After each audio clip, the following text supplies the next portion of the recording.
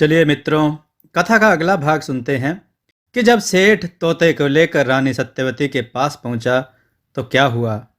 सेठ अपने वचन अनुसार राजा भोज बने तोते को रानी सत्यवती से मिलाने के लिए काफी आतुर था। फिर एक दिन उसने योजना बनाई और तोते को अच्छी तरह छुपाकर राजा भोज की नगरी की तरफ चल दिया। 2-4 दिन की पैदल यात्रा करने के बाद वह राजा भोज की नगरी में पहुंच गया और रानी सत्यवती के महल के बाहर जाकर बैठ गया, क्योंकि यह मामला इतना गंभीर था कि वह हर किसी से इसके बारे में बात नहीं कर सकता था।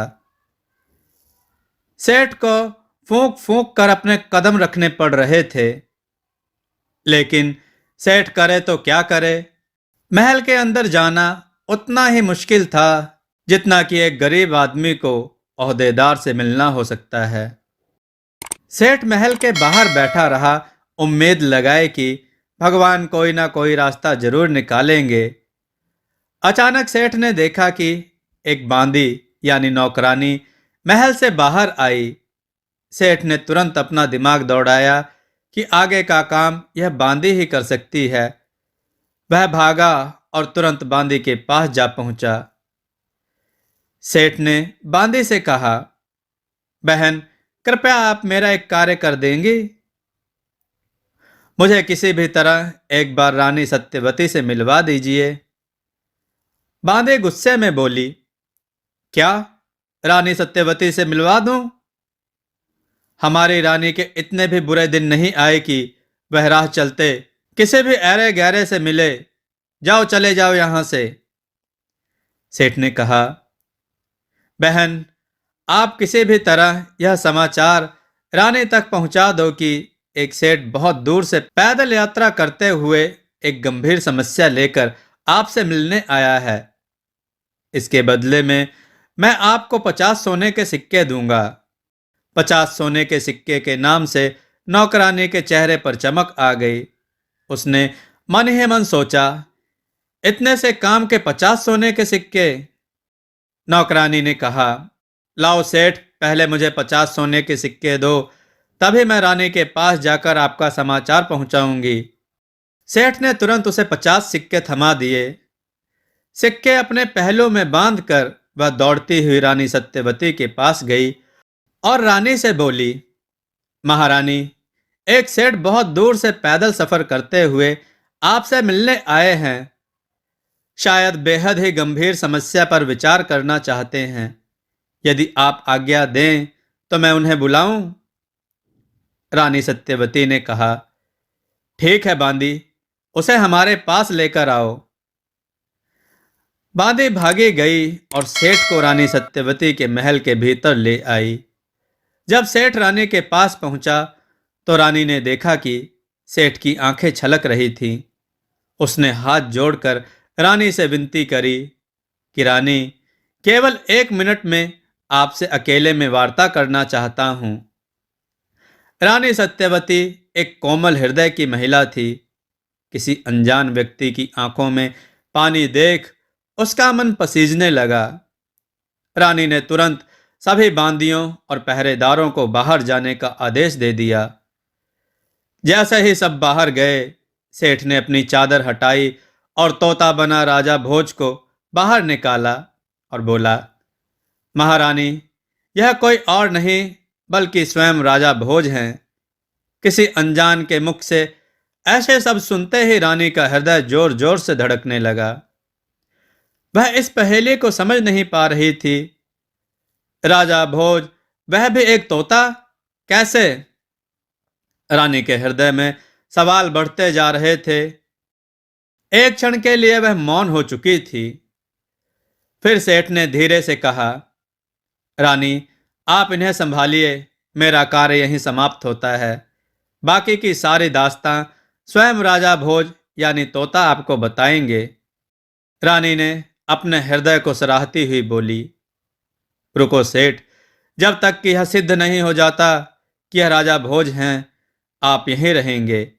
यदि आपकी बात सच साबित हुई तो राजा भोज के आने की खुशी में आपके नाम पर एक भव्य समारोह किया जाएगा, और यदि आप हमारे साथ कोई मजाक कर रहे हैं तो आपको ऐसा दंड दिया जाएगा जिसकी कल्पना आपने कभी नहीं करी होगी।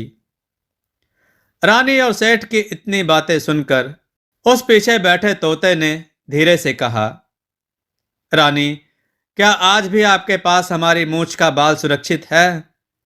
यह कथन सुनते ही रानी बोलती बोलती एकदम सुन्न पड़ गई और धीरे धीरे अपनी नजरें उस तोते की तरफ घुमाई जिसकी आंखों से जिज्ञासा के आंसू बह रहे थे।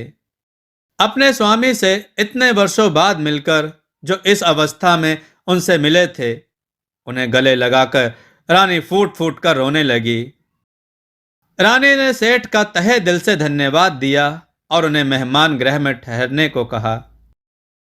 रानी ने बांदियों को बुलाकर आदेश दिया कि यह सेठ हमारे शाही मेहमान हैं, इन्हें किसी भी तरह की समस्या नहीं होनी चाहिए।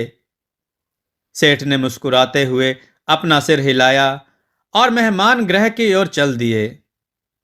अब रानी को राजा भोज यानी तोते ने अपनी पूरी दास्तां सुना डाली कि कैसे नाई ने उसके साथ इतना बड़ा धोखा किया है। रानी ने भी उसके महल में आने के पश्चात राजा भोज यानी तोते को उसकी सारी कहानी सुनाई और बोली, महाराज, ये तो मैं उसके महल में आते ही समझ गई थी कि यह बहरूपिया कोई और है, मेरे महाराज नहीं, क्योंकि मैंने उससे आते ही वह निशानी मांगने को कहा जो आप मुझे सौंप कर गए थे, जिसे देने में असमर्थ हो गया और नए नए बहाने बनाने लगा। इतनी वार्ता करने के बाद रानी सत्यवती बोली, महाराज, आप एक 15 विद्या निदान शासक हैं, तो कृपया आप इस समस्या का समाधान करिए। दोस्तों, नाई कितना भी चालाक क्यों ना हो, वह केवल 15वीं विद्या जानता था, किंतु राजा भोज पूरी 1 से लेकर 15 विद्या तक सभी जानते थे। अब असली राजा भोज को रानी सत्यवती का साथ मिल चुका था। उन्होंने इस दुख से छुटकारा पाने के लिए गंभीर योजना बनाई और रानी सत्यवती से बोले। राजा भोज यानी तोते ने कहा, देखो रानी, केवल सेठ और आपको ही मालूम है कि मैं महल में आ चुका हूं और किसी को भी इसकी सूचना नहीं है और ना ही मिलनी चाहिए। अब जो मैं आगे कहूंगा आपको वही करना होगा। रानी सत्यवती ने कहा, जी महाराज, आप जैसा कहेंगे मैं वैसा ही करूंगी। कृपया आप मुझे आगे की योजना बताएं।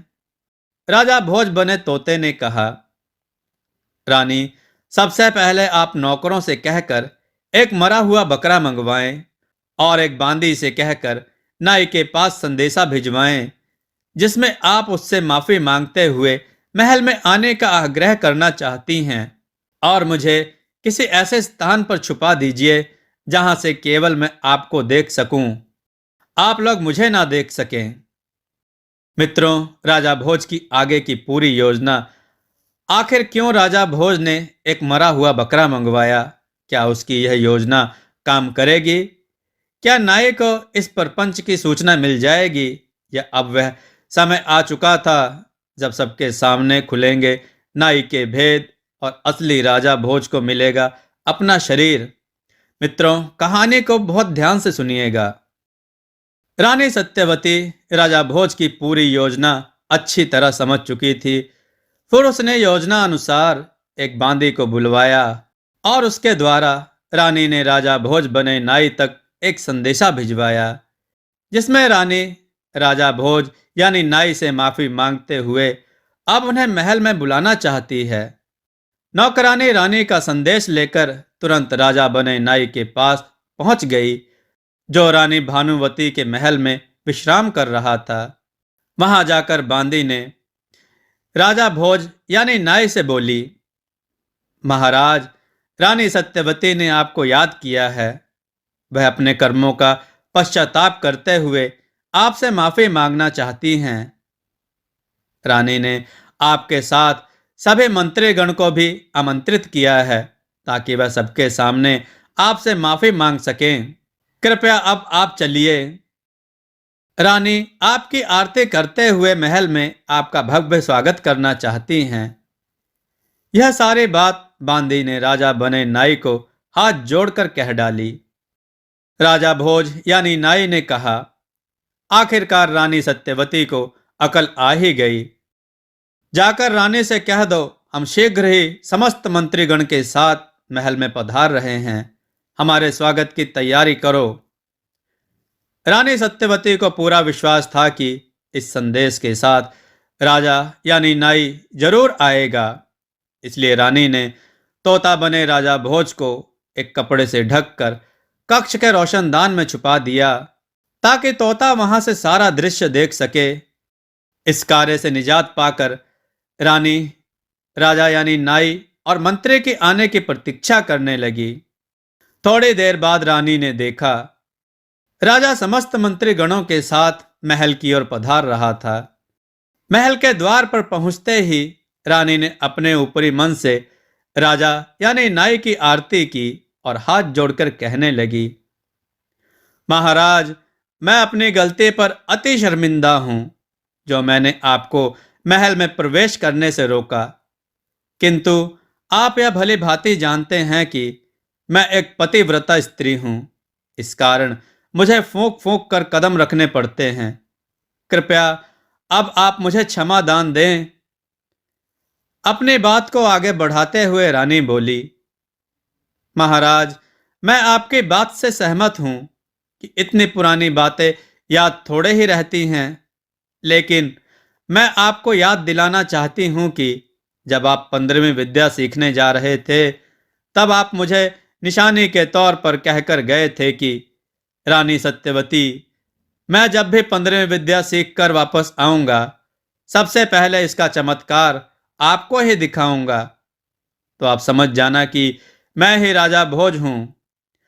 लेकिन महाराज, वापस आने के बाद आपने मुझे कोई भी चमत्कार नहीं दिखाया, जिस कारण मुझे आपके साथ ऐसा व्यवहार करना पड़ा।